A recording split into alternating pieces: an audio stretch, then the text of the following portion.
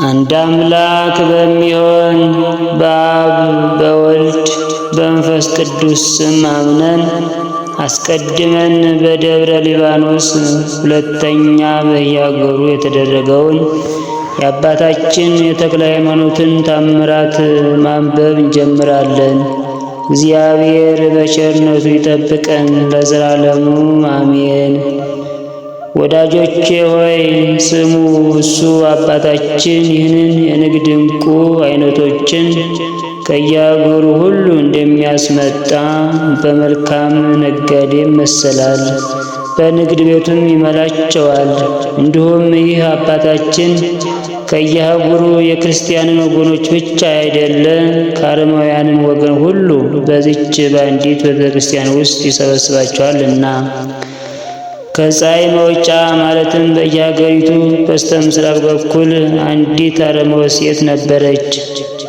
ከዕለታት በአንድ ቀንም አባታችን ተክለ ሃይማኖት ሌሊት በራእይ ተገለጸላት። ከልጆቹም አንዱ ከሱ ጋር ነበር። በዚህም ጊዜ ቤቷ እንደ ፀሐይ ብርሃን አበራ። ከፊቱም ብርሃን የተነሳ ደነገጠችና በግንባሯ ፍግም ብላ ወደቀች። አባታችን ተክለ ሃይማኖት ግን አይዞሽ ልጄ አትፍሪ፣ ተነሽ አላት። እሷም አቤቱ አንተ ማነህ? ይህ የፊትህ ብርሃን አንጸባርቆ ስላስደነገጠኝ ነፍሴ ከሰውነቴ ተመንጥቃ ልትወጣ ደርሳለችና እናገርም ዘንድ ኃይል አላገኘሁምና አለችው። እሱም እኔ ተክለ ሃይማኖት ነኝ። ይህም ከኔ ጋር ያለው የገዳመ ዋልዩ የዋልድባው ሳሙኤል ነው። አሁን ከዚህ የጨለመ ሀገር ፈጥነሽ ተነስተሽ ውጭና ብርሃን ወዳለበት ሀገር ሂጂ አላት። ይችም ሴት የብርሃን ሀገር ወዴት ነው? ወደ እሱ ሄድ ዘንድ ንገረኝ አለችው። እሱም ከዚህ ከሀገርሽ በስተምዕራብ በኩል ነው።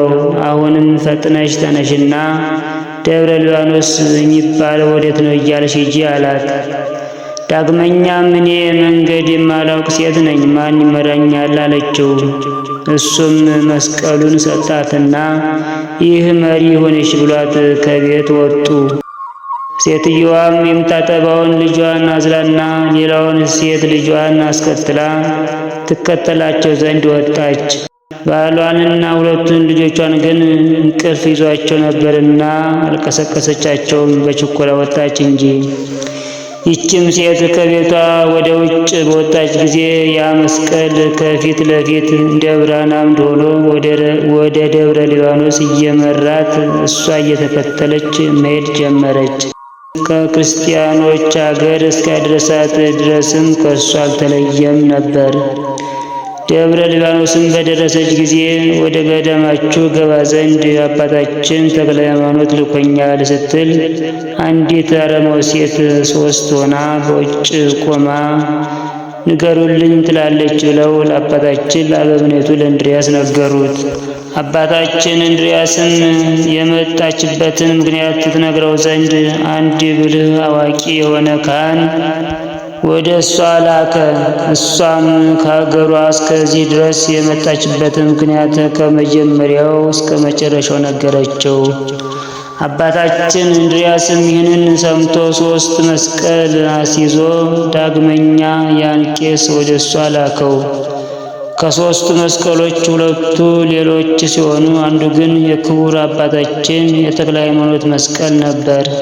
ከዚያም የሰጣት ከኛ ዘንድ ያለው መስቀል ከሆነ እስኪ ለይተሽ አሳይኝ በላት። ነገር ግን ከኛ ዘንድ የሚገኘውን መስቀል የሰጣት ይመስለኛል አለው። ያም ቄስ 3ቱንም መስቀሎች እንዳንድ መስቀል በመጠምጠሚያው ይዞ ሄደና የመራኝ መጣሁ የምትው መስቀል ይህ ነውን ብሎ አንዱን አሳያት። እሷም ይህ አይደለም አለችው። ዳግመኛም ሌላውን አሳያት። እሷም ይህ አይደለም አለችው። ሶስተኛም የአባታችን የተክለ ሃይማኖት መስቀል አውጥቶ አሳያት። ባየችም ጊዜ ደረቷን እየደቃች በማልቀስ በእውነት ያለ ሐሰት በቤቴ ውስጥ ሳለሁ ብፁዕ አባቴ ተክለ ሃይማኖት የሰጠኝ መስቀል ይህ ነው። እንደ አምደ ብርሃን ከቤቴ አውጥቶ ከዚህ ያደረሰኝ ይህ መስቀል ነው አለችው። ከዚያም በኋላ ይህችን ሴት ወደ ክርስትና እምነት አስገቧትና በአብ በወልድ በመንፈስ ቅዱስም አጠመቋት።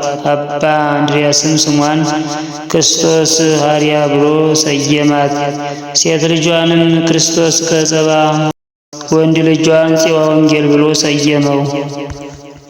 ከዚያም ይቺ ሴት በአባታችን በእንድርያስ እጅ ማዕረገ ምንኩስና ተቀበለች። ፍጹም ክርስቲያን ከሆነች በኋላም ወደ አባታችን ተክለ ሃይማኖት እንዲህ ስትል ልመና ቀረበች። ቅዱስ አባቴ ሆይ በጎነትህን ፈጽምልኝ። እኔ የፈለግኩህ አይደለሁም፣ አንተ ፈለከኝ እንጂ። አባቴ ሆይ አሁንም ወደ ፈጣሪህ ለምንልኝ። እነሆ ራሴ ወደ አማረች ቤት ገብታለች፣ ሁለቱ እጆቼ ግን ከውጭ ቀርተዋል። እነሆ ብርሃን ከሚበራበት ራሴ ገብታለች፣ ሁለቱ እጆቼ ግን ሳይገቡ በውጭ በጨለማ ሀገር ውስጥ ቀርተዋል እያለች ጸለየች። እንዲህም እየጸለየች በትውልድ አገሯ በአረማውያን ትታቸው የመጣችውን ሁለቱን ልጆቿን ያመጣላት ዘንድ። ከዚያም እግዚአብሔር በአባታችን በተክለ ሃይማኖት እጅ እሷን በምልክት እንዳመጣት ልጆቿንም እንዲሁ ምልክት እያሳየ መጣላት። ልጆቿም ካደጉ በኋላ በአባታችን በመርሃ ክርስቶስ እጅ የምንኩስና ማዕረግ ተቀበሉ። ከእነሱም እስከ ዛሬ በሕይወት ያሉ አሉ፣ ያረፉም አሉ። ጸሎቱና በረከቱ ለሁላችን ይደረግልን በእውነት ለዘላለሙ አሜን። የአባታችን የተክለ ሃይማኖት በረከቱና ረድኤቱ ለዘላለሙ አይለየን፣ አሜን።